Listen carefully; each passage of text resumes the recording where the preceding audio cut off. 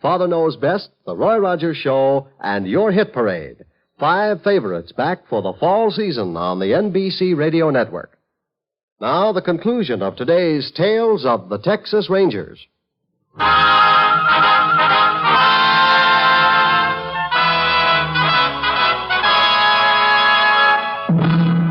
And now, here are the results of the case you have just heard.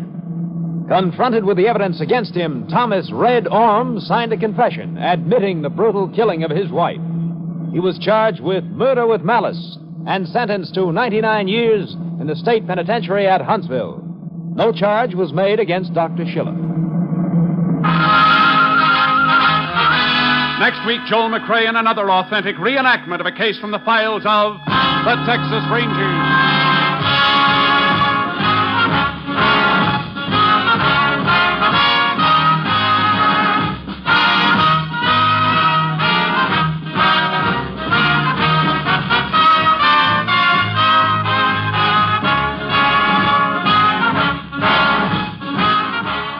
Joel McRae is currently seen in San Francisco's Story, a Warner Brothers release.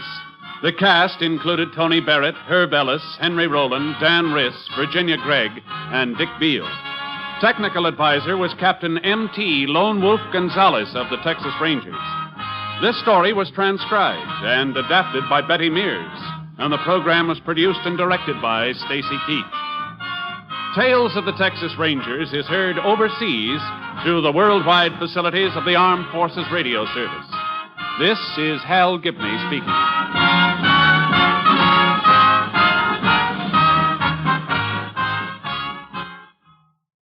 Tonight, hear the Hollywood Bowl concert on NBC.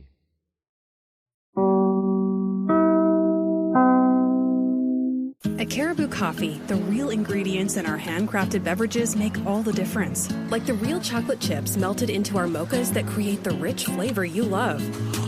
Now that's how you boo it better. Order now in the Caribou Coffee app. Leftovers or the DMV Number 97 or house cleaning. Chumba Casino always brings the fun. Play over 100 different games online for free from anywhere. You could redeem some serious prizes. ChumbaCasino.com. Live the Chumba life. No purchase necessary. Void where prohibited by law. 18+ terms and conditions apply. See website for details.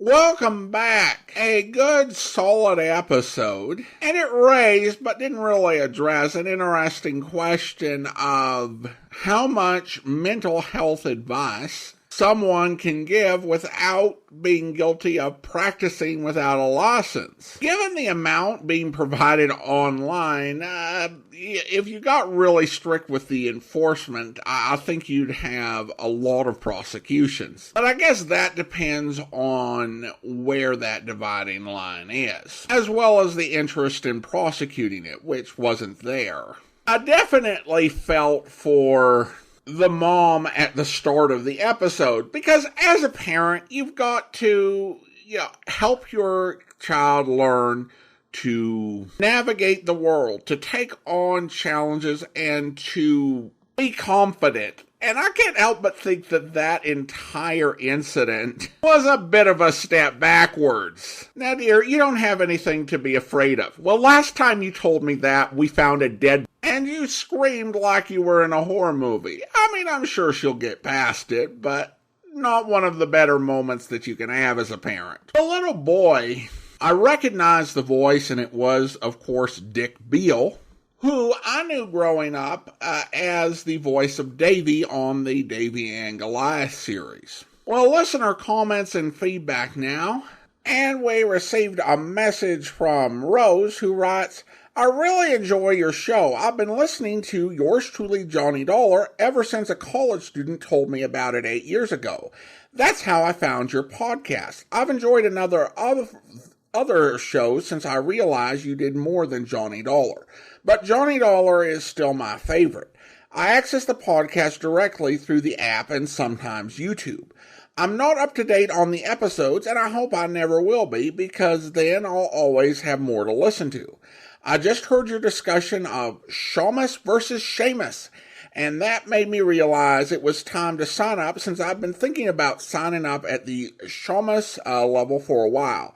Thank you for all the work you put in so that we can enjoy these shows. Well, thank you so much, Rose. I appreciate your note and appreciate you becoming one of our Patreon supporters, however you say Shamus or Seamus.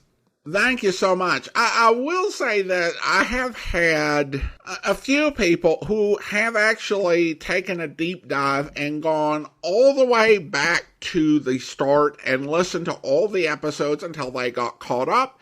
And then they went back through and started from the beginning again. So that is an option. If you've got more than 4,000 episodes in the archives, once you get through it all, you're going to not remember everything, and so there's a chance to play it again. Now we turn to YouTube, where a listener challenges the way that identification was done.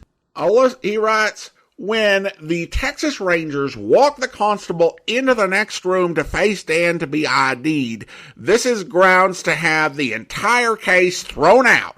They do lineups for a reason. It's not a suggestion. It's the law.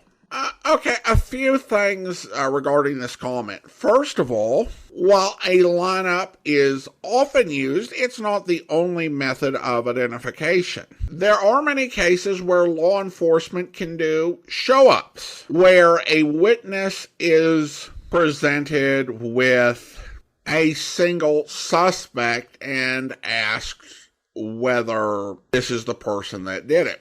There are a lot of restrictions on when that can be used, and from what I've read, courts will make decisions if they feel an identification process was somehow prejudicial. Also, from what I've read, it doesn't appear typical that a whole case will be thrown out, just the testimony of a particular witness. In many cases, if that testimony is crucial, the prosecutor will drop the case. But even more than that, I went ahead and re-listened to the portion of the episode, and what happened was that Ranger Pearson asked, who was it that you saw out here with the other bank robber? And Dan stated that it was the constable. So at that point, Dan had actually identified who he'd seen. And keep in mind that this is a small town in early 20th century Texas. People knew who the constable was. They knew what he looked like. And in effect, the scene where they brought the constable into the room with Dan was to make triple sure that Dan could recognize the constable. So while I am not a lawyer, am not offering legal advice, and am not even asking you to send me money to send to displaced persons, as a layman, I don't think they needed to do a lineup. Now, one thing I did find interesting when I was researching is that defense attorneys can actually request that a lineup be done, and so can prosecutors after arrest in modern criminal proceedings. So in a modern context, the defense attorney that the constable hired could go ahead and have a lineup of men who have similar appearance to the constable, and then have Dan try to pick them out. And then if Dan couldn't pick out the constable, it would cast doubt on the identification. Of course, this was the 1920s, and case law may not have evolved that far. And I know there are some folks who have problems with that idea, that in the past, because certain judicial rulings had not been made, accepted and legal police procedure was different than what it is today, and certainly that's the case. One thing that's a little bit unrelated but still interesting to me is that one of the cases that I found where there was a decision by the court involved a lineup that was done after an indictment was obtained, and the prosecution did a lineup to bolster its case, and it actually did lead to a conviction being overturned because the court found that the defense should have been involved. The defendant had a right to counsel. And so if you're going to have a post-indictment, post-arraignment sort of lineup, both parties have to be involved. At least that's the way that the information I found online reads, because there are ways that lineups can be done that are prejudicial or will harm a defendant's right. There aren't the same restrictions if the police haven't decided to charge someone yet, but they better be sure that the procedures they use are constitutional and won't be called into account, because that is really what can lead to a case being thrown out. Again, if I've misread anything as an unqualified layman, I would welcome anyone who wants to offer a correction if they're a real-life lawyer. But thanks for the comment. It's always interesting to have a reason to look something up. And now it's time to thank our Patreon supporter of the day. I want to go ahead and thank Lance, Patreon supporter since January of 2022, currently supporting the program at the Master Detective level of $15 or more per month. Thank you so much for your support, Lance. And that will do it for today. If you are enjoying this podcast, please follow it using your favorite podcast software. And be sure to rate and review us wherever you download the podcast from. Now, we have a few more programming notes than normal. At this point, I'm taking a recording break. So next week, we'll feature a series of encore episodes from our archives. And so the Tales of the Texas Rangers will return next Saturday, and tomorrow starts our encore presentations. On Monday, we hope to launch our Volume 2 podcast feed at volume2.greatdetectives.net with our Season 4 commentary. And then we will continue through Season 4 with a week's worth of episodes being placed for 4 weeks, and then 4 weeks of episodes being posted for the next 12 weeks to conclude the 4th season, and then we'll continue in the same manner through seasons 5 and 6. We'll also be concluding our Volume 1 feed, which collects the first 3 seasons, on Sunday, July 17th. And then, as of then, you will be able to listen to the entire first 3 seasons with your podcast player at volume1.greatdetectives.net. And then Public Domain Video Theater will return on Sunday, July 17th. And of course, our regular lineup resumes on Monday, July 18th. In the meantime, do send your comments to box13 at greatdetectives.net. Follow us on Twitter at Radio Detectives, and check us out on Instagram, instagram.com/greatdetectives. From Boise, Idaho, this is your host, Adam Graham, signing off. Lucky Land Casino, asking people, what's the weirdest place you've gotten lucky? Lucky? In line at the deli, I guess? Aha, in my dentist's office. More than once, actually. Do I have to say? Yes, you do. In the car before my kids' PTA meeting. Really? Yes. Excuse me, what's the weirdest place you've gotten lucky? I never win and tell. Well, there you have it. You can get lucky anywhere, playing at LuckyLandSlots.com. Play for free right now. Are you feeling lucky? No purchase necessary. Void where prohibited by law. 18+. Terms and conditions apply. See website for details.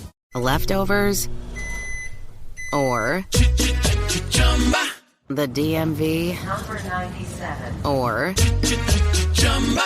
house cleaning or Chumba Casino always brings the fun. Play over 100 different games online for free from anywhere. You could redeem some serious prizes. ChumbaCasino.com. Live the Chumba life. No purchase necessary. Void where prohibited by law. 18+ terms and conditions apply. See website for details.